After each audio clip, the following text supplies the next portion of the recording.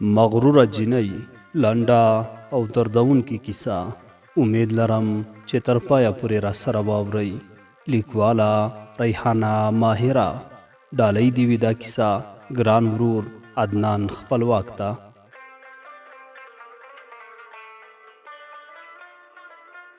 دواړه جوړه په لاره روانې وي، کدی برابر وو ته به وایې همزولي دي. په تور حجاب کې غمي لیکي کلي کپړه کېدل، تورې بکسې څنګلو ته اچولې وي. د مکتب په شنه دروازه ننوتلې، ګوري چې ټول نجونې ولاړې وې او د دوی انتظار یې کوو. یو بل ته یې غېږې ورکړې، ستړي مشي وکړه. وې پیغلې چې شنې غټې سترګې درلودې، وړه خوله، وړه پوزه او په شونډې مسکا خوره وه. ویې ویل زرمینې که ته پوهنتون ته کامیابه شي ما ته به څه اخلې؟ ښه خرچه در باندې راځي. د لیمې ورته پام شو، په زوره یې وویل نه، زرمینه به موږ ته یوه جوړه کوي، غټه خرچه پرې راځي، همداسې چېرته پرېږدو؟ له دې سره ټولو په ګډه وخندل. زرمینې وویل څه په پوهنتون کې خو نه یم کامیابه شوې چې اوس تاسو داسې خبرې کوئ. وږمې ته یې پام شو، هغه غلې ولاړه وه. زرمینې ورته وویل که څنګه وږمې؟ د هو په بڼه سر وښوراوه او شونډې بوسې کړې. زرمینې ورته نور څه ونه ویل. د لیمې ورته پام شو، ای وږمې ولې داسې په قهر یې؟ سهار دې چای نه ده څښلی او کله کور نه یې په زوره شړلې یې. له دې سره ټولو په ګډه وخندل، خو وږمه په همغه څېره کې ولاړه وه. وږمه ډېره مغروره جینۍ وه، هر وخت به په غوسه وه، ځان یې له نورو نجونو لوړ ګاڼه، له هېچ چا سره هم په ورین تندي خبرې نه کولې. د درس وخت شروع شو، ټول خپلې صنفونو ته لاړې. هر یوې جینۍ د 12م صنف د ریاضي کتاب راواخیسته. استاد هم ټولګي ته راغی، درس یې شروع کړ. زرمینه او وږمه څنګ په څنګ ناستې وې. استاد وویل ټولو درس زده کړی ده؟ ټولو د هو ځواب ورکړ. اولنۍ پوښتنه له زرمینې وکړه. دا په ټول صنف کې اول نمره وه، ډېره تکړه وه، هرې جینۍ به درس ترې ویو. زرمینې سوال حل کړ. دویمه پوښتنه له وږمې وکړه. د هغې هیڅ نه وزده، څومره چې مغروره وه دومره تنبله هم وه، هیڅ یې درس نه زده کوو. استاد وویل ولې دې درس نه ده زده کړی؟ څېره دې ډېره بل ډول ده، عجیبه جینۍ یې. له دې خبرې سره ټولو وخندل، خو وږمه له غوسې نه سره شوه او له ځان سره بنګېده. استاد وویل زرمینې دا خو ستا د تره لور ده او په یوه کور کې در سره ده، نو ولې درس نه ده زده کړی؟ زرمینې له شرمه سر ټیټ کړ. په ورو یې وویل هېڅ، هسې لږ څه ناروغه وه. څو ساعته وروسته رخصتۍ زنګ ووهل شو. استاد او ټول نجونې له صنف نه ووتلې. زرمینې د وږمې لاس کلک ونیو او په قهر یې ورته وویل وږمې درس وایه، دا تعلیم به دې په کار راشي، دا سینګار دې په کار نه راځي چې ته یې کوې. وږمې وویل زه تعلیم ته هېڅ اړتیا نه لرم، هسې خپل ماغزه نه خورم. زرمینې سر وښوراوه او دواړه له صنف نه ووتلې. یو ورځ په وږمې پسې رشته راغله. د وږمې مور یوه مغروره ښځه وه، غټې غټې خبرې به یې کولې، د خپلې لور به یې ډېر صفتونه کول. ښځې ته یې وویل زما لور درس وایي، هغه نه ورکوم، عمر یې کم ده، ډېره نازولې ده او هغه غواړي چې له ځانه ډاکټره جوړه کړي. ښځو چې د دې خبرې واورېدلې د وږمې مور یې هېڅ خوښه نه شوه. دواړه پاڅېدلې او لاړې. لور یې راغله، له خندا ورته شنه وه او په پیسخند یې وویل مور یې څه یې ویل؟ دا ناپوهه ښځه ما ته خو بې تعلیمه ښکارېده. مور یې هم په پیسخند وویل هسې یوه ناپوهه وه. د زرمینې مور چې ډېره مهربانه ښځه وه راغله او ویې ویل خندا ښه شی نه ده او په کار هم نه ده چې څوک چا پسې وخاندي. د وږمې مور وویل نه، لور پسې مې راغلې وه ځکه به نه خاندم. زوی یې په یوه شرکت کې کار کوي، اوس ماما خپله لور دغه ته ورکوله. همداسې به زرمینې وږمې پسې جرګې تلې و راتلې، خو دوی به ورته همدا یوه خبره کوله، هغوی درسونه وایي، واده نه کوي. خو د زرمینې مور د وږمې د مور په څیر نه وه او ښځو سره به یې په ورین تندي خبرې کولې. زرمینه ډېره خواریکښه جینۍ وه، په خپلو درسونو کې به یې ډېر زیات کوشش کاوه. وږمې ته به یې هم ویل هر وخت به ورسره په جنګ وه، خو هغه به خپل ښایست مغروره وه. هېڅ یې داسې فکر نه کو چې راتلونکی ژوند به مې څنګه وي او څنګه به تېرېږي. آخر هغه وخت را ورسېده. زرمینه له 12م ټولګي فارغه شوه او یوه شخصي پوهنتون ته کامیابه شوه. ډېره خوشحاله وه، خو له بلې خوا وږمه هم ورسره پوهنتون شروع کړ. هغې خو درس نه وایه، هسې سیالي کوله. وږمه او زرمینه به تل د پخوا په څېر یو ځای تلې و راتلې، خو په ټولګي کې به نجونې او هلکان ګډ کېناستل زرمینه ښه جنۍ وه، په هیڅ چا یې کار نه درلود، خو وږمې به تل خندل او لوس مخ به وه، خوله به یې له خندا ډکه وه، هلکانو به ترې شکایت کاوه چې په موږ پسې خاندي او خبرې کوي، خو دی به هیڅکله هم خپل ځان نه ملامتوه. زرمینه او وږمه دواړه ښایسته وې، هر چا به چې ولیدلې زړه به یې پرې وبایله. یوه ورځ د پوهنتون ناوخته و، زرمینه مخکې او وږمه ورپسې وه. زرمینه ټولګي ته ننوته، خو وږمه ناڅاپه وغورځېده، کتابونه یې پر ځمکه ولوېدل، زیړ ویښته یې په سپین مخ راخواره شول. په بیړه یې شاته وکتل، ګوري چې یو هلک ورته له خندا نشین ده او خاندي. دا همغه هلک و چې د وږمې مخې ته یې پښه ایښې وه. وږمه له غوسې سره شوله، راغله د هلک مخې ته ودرېدله او یوه کلکه څپېړه یې په مخ ورکړه او په غوسه یې وویل، ستا دومره جرأت و چې راغلې او زما لاره دې ونیوله؟ ها، ته څوک یې؟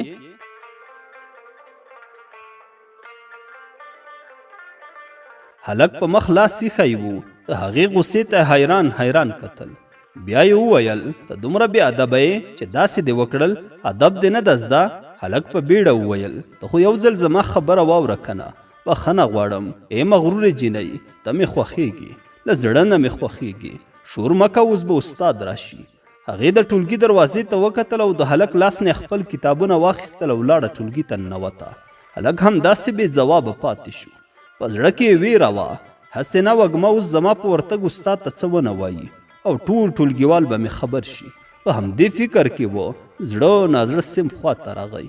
دروازه یې ټک ټک کړه. استاد وویل، راځه. زړه یې بې واره ټوپونه وهل، په خپلې چوکۍ کې غلی کېناسته. وږمې ته یې وکتل، هغه لګیا وه، زرمینې ته ټوله کیسه وکړه. ټولو درس شروع کړ، خو هغه هلک همداسې چوپ پاتې و. استاد ورته ویل، وهلکه الیاسه، څنګه داسې خفه یې؟ څه شوي دي؟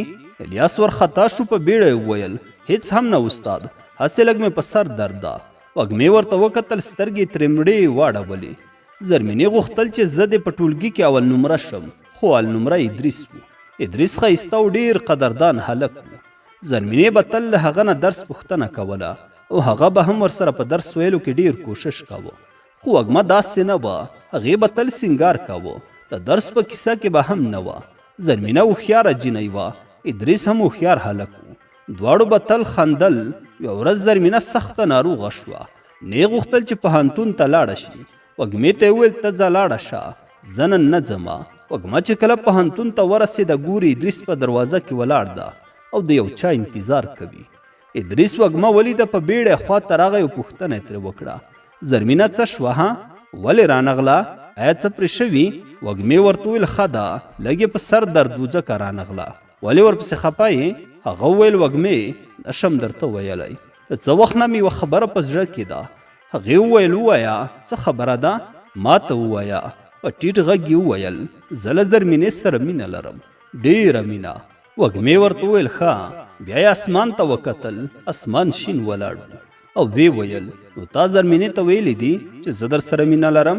آیا هغه له تا سره مینه لري؟ ادریس ویل، نه مې دې ورته ویلي، خو غواړم چې ورته ووایم. له دې خبرې سره دواړه سیم ته ننوتل. وږمه چې کله کور ته لاړه، د ادریس ټولې خبرې ورته وکړې. د زرمینې په څهره کې خوښي راټوله شوه او ویې ویل، چوپ شه وږمې، هغه به در سره ټوکې کړي وي، زه خو یې نه منم. وږمې ورته وویل، نه، رښتیا یې وویل، هغه په تا مین شوی ده، ډېر په اندېښنه کې و. ته ورشه، سبا ته چې تا ته څه وایي. همداسې وشول. د زرمینې خو باور نه راته، پوهنتون ته لاړې، دواړه په چمن کې په چوکۍ کېناستې. ادریس چې کله زرمینه ولیده، په منډه خواته راغی او ویې ویل، سلام، څنګه یې؟ ښه یې؟ شفا دې وي، مریضه وې، څه در باندې شوي وو؟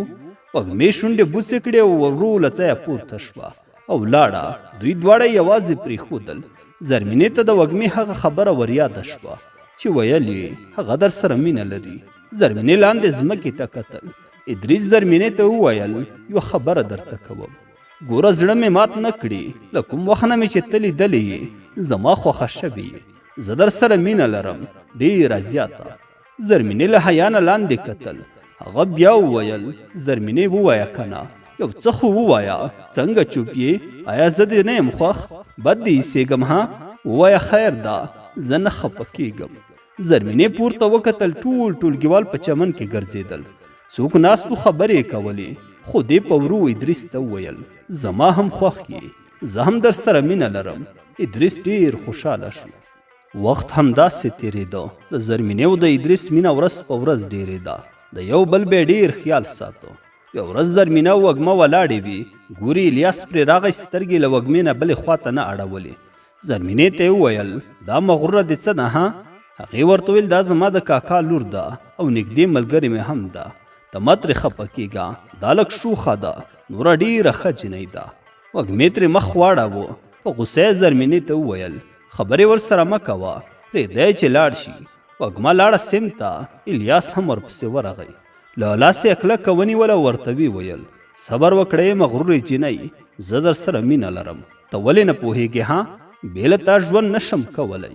هغې لاس پورې واهه او په غوسه یې ورته وویل خو زه درنه نفرت لرم، پوه شوې؟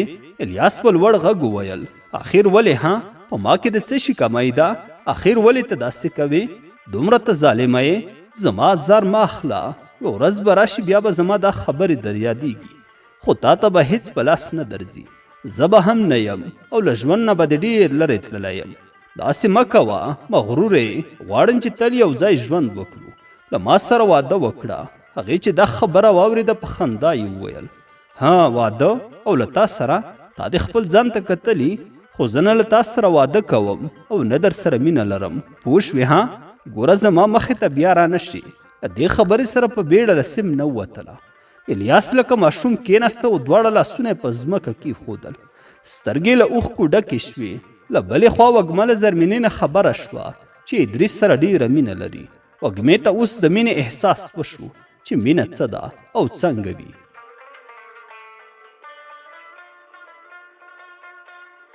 ادریس خپلې مور ته وویل چې لاړه شه او زرمینه راته وغواړه. همداسې وشول. د زرمینې دستمال یې ویوړ. زرمینه اوس د ادریس په نامه شوه. دواړه ډېر خوشحاله وو. خو د زرمینې مور ورته وویل تر هغې مې چې لور له پوهنتون نه نه وي فارغه شوې واده نه درکوم. همداسې وشول. کله چې هغه له پوهنتون نه خلاصه شوه او وظیفه یې واخیسته، ښه لوړ معاش یې درلوده. بیا یې واده وکړ او دواړه ډېر په خوشحالۍ ژوند تېراوه. له بلې خوا د وږمې مور ډېره خفه وه چې وږمه لور مې همداسې پاتې شوه. پوهنتون کې هم ناکامه شوه، نه یې کومه وظیفه ترلاسه کړه او نه ډاکټره شوه. هر وخت به یې ژړل. وږمه هم ډېره خفه وه. تل به یې الیاس یادېده چې زه څومره مغروره وم، په خپل ښایست مې څومره غرور کاوه، هر څه مې له لاسه ورکړل. زه ډېره بده وم، یا خدایه ما وبخې. د الیاس زړه مې هم ډېر ازړ کړی ده. هغه ته مې ډېر بد رد ویلی دي. زه ډېره بد اخلاقه وم. اخر ولې مې داسې وکړل؟ خو د دې پر یاد هیچا هم نه اورېده. کوټې ته لاړه او ښه یې په چیغو چیغو وژړل. اوس ورته د الیاس هغه خبرې ور په زړه شوې چې ویل یې ما به له لاسه ورکړي او هیڅ کله به مې بیا لاس ته را نه وړي. د هغه هره یوه خبره یې په زړه نیغه ولاړه وه. اوس یې ډېر افسوس کاوه. له ځان سره یې دا پرېکړه وکړه چې زه به ځم د الیاس دوی کور ته او د هغه پوښتنه به ترې کوم او ورته وایم به چې زه ورسره ډېره مینه لرم، ډېره. وږمه په دې بهانه له کوره ووتله. مور ته یې وویل زه ځم، هلته مې یو ملګري راته ډوډۍ کړې ده. لاړه د الیاس دوی کور ته، دروازه یې ټک ټک کړه. ګوري چې د سیل اوازونه راځي. د وږمې زړه لا په درزا شو چې څه خبره ده. دروازه خلاصه شوه. ګوري چې جنۍ د نوې جامې پر تن وي. ورته ویې ویل څه خبره ده؟ وږمې په بیړه وویل دلته څه خبره ده؟ الیاس چیرې ده؟ هغې په ښکلي انداز وویل هغه ته مو کوزده وکړه، د هغه کوزده ده او ته څنګه پیژنې؟ هغې چې دا خبره واورېده بېواره یې په زړه کې څړیکه تېره شوه. چیغې کولې خو ساه یې بنده کېده. د تلو وس پکې نه و. الیاس راغی چې سترګې په وږمې ولګېدې. ډېر افسوس یې وکړ او ورته ویې ویل څه خبره ده ها؟ ته ولې دلته راغلی یې؟ وږمې په ژړغوني غږ وویل ته چېرته وې ها؟ تا پسې خو زه لیونی شوی یم. زه در سره مینه لرم، ډېره زیاته. خو الیاس ورسره مینه نه درلوده. هغه خبره یې ور یاده کړه چې ده ته یې ویل زه له تا نه نفرت لرم، زه مینه نه کوم او نه یې پیژنم. الیاس ورته وویل خو اوس زه له تا سره مینه نه لرم. ما هم تا ته همداسې وویل، خو تا څه وکړل ها؟ د خپل ښایست په غرور کې پټوي. زه درته هیڅ انسان نه ښکارېدم. ولې دې داسې وکړل ها؟ ولې؟ الیاس په غوسه وویل زه چې کور ته دې ورسوم. بده خبره ده، لاره د میلمانه ځي و راځي، نورې خبرې به په موټر کې وکړو. همداسې وکړل. موټر ته پورته شول. موټر د الیاس خپل و. وږمې په ژړا وویل ولې دې داسې وکړل؟ تا کوژده وکړه. ولې؟ زه دې ولې داسې زرهیره کړم؟ ها آخر دې ولې؟ هغه وویل تا ته خو ما ډېر وویل خو زما خبره تا ته هیڅ نه ښکارېده. تا ټوکه ګڼله. زه دې له لاسه ورکړم خو اوس مې لاس ته نشي راوړی ځکه چې ما اوس کوژده وکړه. وږمې ښه ډېر وژړل او خپل کور ته راغله. مستقیمه خپلې کوټې ته لاړه. د مازدیګر 4 بجې شوې. وږمې څو ساعته په خپله کوټه کې تیر کړل.